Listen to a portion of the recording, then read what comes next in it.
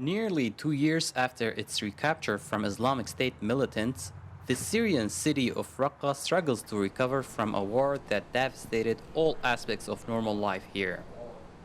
US-backed Syrian Democratic Forces liberated Raqqa from the terror group in October 2017.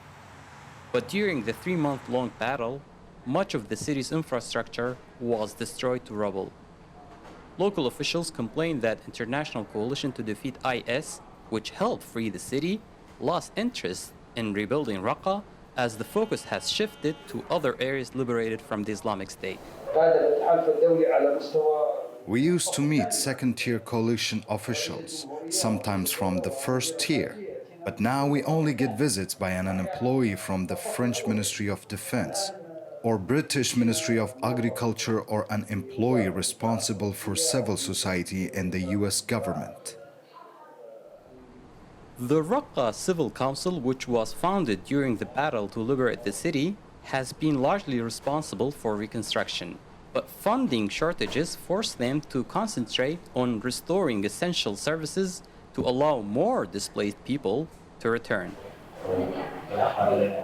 To repair roads and bridges, we had to use primitive methods.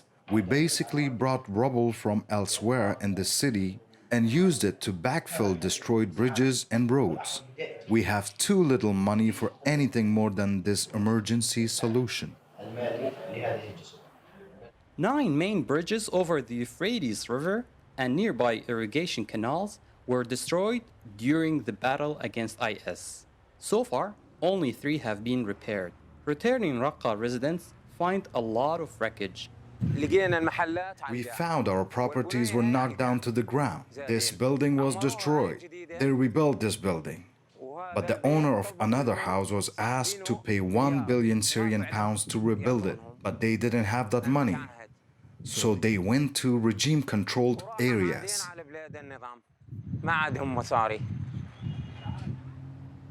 The deteriorating local economy makes returnees wonder if coming back was wise.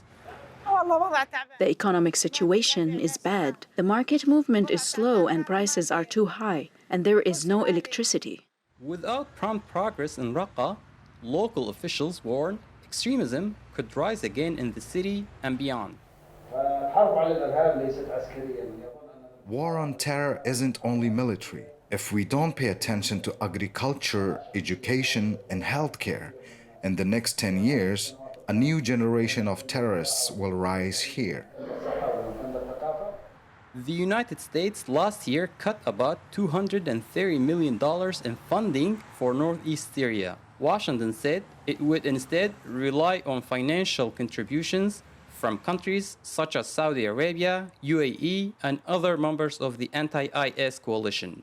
Despite those cuts, the US remains the largest single national humanitarian donor for the Syrian response, providing nearly $8.1 billion in humanitarian assistance since the start of the crisis for displaced people inside Syria and the region. Reporting from Raqqa, Syria, for VOA News, this is Sirwan Kajjo.